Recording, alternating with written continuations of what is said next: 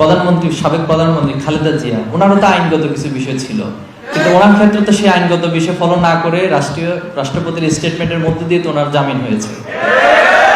সে একই দাবিটা আমরা জানাচ্ছি, সব ক্ষেত্রে হাইকোর্ট দেখানোর এই রাজনীতি বন্ধ করে প্রকৃত অর্থে 5ই আগস্টের পরে যে স্পিরিট সে ধারণ করে বাংলাদেশ পরিচালনা হবে, সেটা বর্তমান যারা ইন্টারিম গভর্নমেন্ট আছে তারাও ফলো করতে হবে, ভবিষ্যতে যারা ক্ষমতা আসবে তাদেরকেও ফলো করতে হবে। তো ওনার মুক্তি চেয়েছি, আমরা অনেক বক্তৃতা বিবৃতি চেয়েছি। এখন বাংলাদেশে যেটা হয় যে সব ক্ষেত্রে একটা আইনের দোহাই দেওয়া হয় যারা ক্ষমতাসীন থাকে।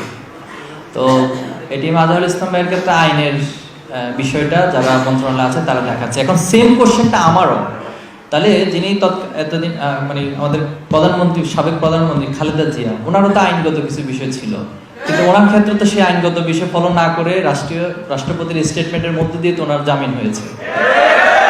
সে একই দাবিটা আমরা জানাচ্ছি, সব ক্ষেত্রে হাইকোর্ট দেখানোর এই রাজনীতি বন্ধ করে প্রকৃত অর্থে 5ই আগস্টের পরে যে স্পিরিট সে ধারণ করে বাংলাদেশ পরিচালনা হবে, সেটা বর্তমান যারা ইন্টারিম গভর্নমেন্ট আছে তারাও ফলো করতে হবে, ভবিষ্যতে যারা ক্ষমতা আসবে তাদেরকেও ফলো করতে হবে।